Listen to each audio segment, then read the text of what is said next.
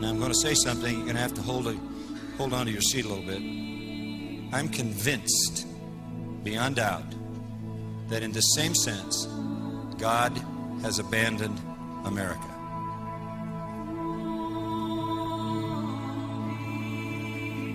You can't even count how many million pornographic websites there are.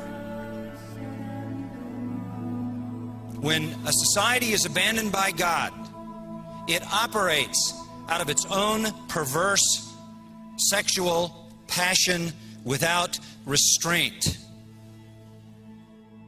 So the first thing that you look for in a society, if you're trying to discern whether God has abandoned that society, is whether or not that society has gone through a sexual revolution so that illicit sex, adultery, every form of immorality is accepted as normal in that society. And we're there. You know a society has been abandoned by God when it celebrates lesbian sex. Unnatural, unthinkable. So you follow a sexual revolution with a homosexual revolution. And homosexuality becomes normalized. And you look at this world and you say, rampant sexual immorality, out of control, destroying people willy-nilly, even in the church, even in the leadership of the church. Homosexuality, same thing, rampant, out of control, demanding to be accepted as normal, and the society rushing to affirm that acceptance. Isn't there anybody in the system who would stand up and call this what it really is? A massive moral disaster. Can't they see it? Can't they figure it out? No. No. 1 Corinthians 1 says, man by wisdom knew not God. Human wisdom just on its own doesn't get there. Then you add that the God of this world has blinded the minds of them that do not believe, and you've got a compounding blindness. And then you add the fact that they are blinded by virtue of the sweeping, dominating elements of their culture. And you're just not going to get anybody to rise up and take that position and have people rally around it. You're going to have candidates running for president who were having an affair while their wife was in chemotherapy. You're going to have more people in leadership in the country outing themselves as homosexuals. If you think you've seen a lot of that, you haven't seen any of it yet. As it becomes more and more accepted. Always about truth. Always. From the garden, it started out as a war of truth, right? God says, you eat the fruit, you'll die. Satan says, no, you won't. You shall not surely die. There it is. Adam and Eve believed. Satan thought God was lying to him. That started the truth war. It's going on today. It's always about the truth.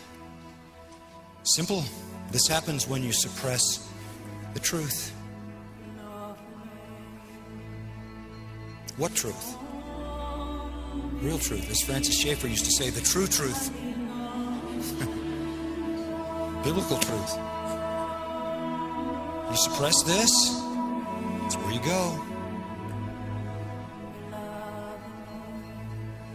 Take the Word of God out of the place of its supremacy, and you suppress the truth. Deny that it's true, deny its veracity, deny its authenticity, deny its inerrancy, deny its inspiration, deny its sufficiency, deny its clarity. That's the latest one. That nobody really knows what the Bible means anyway. It's a wonderful book. We believe God gave it to us, but we have no idea what it means. That's convenient.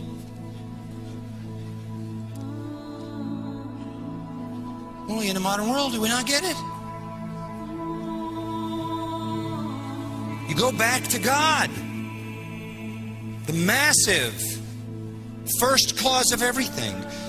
So that's in the fabric of being human. And you know you have to work hard for a couple of 100 years to convince an entire society that that's nonsense. And that what makes sense is nobody times nothing equals everything. And though it doesn't make sense, it works in a totally immoral culture, because if there's no creator, there's no judge.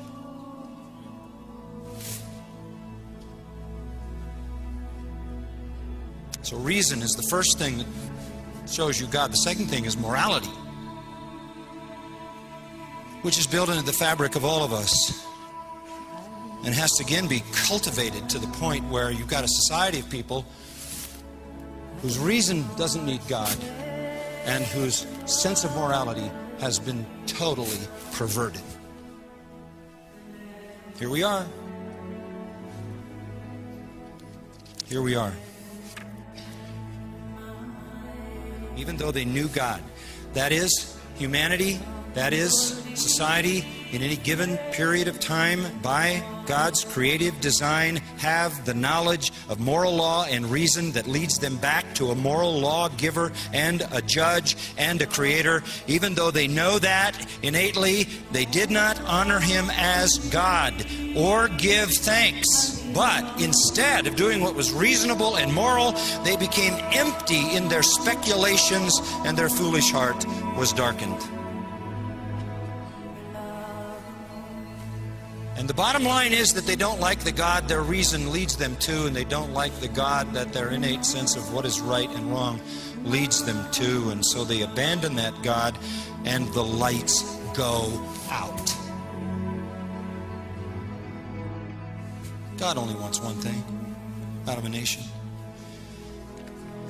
Listen and believe this book.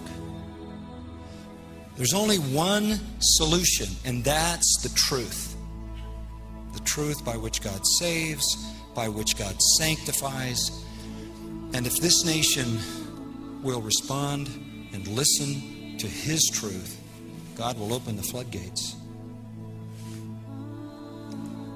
And we might be the greatest recovery story in history.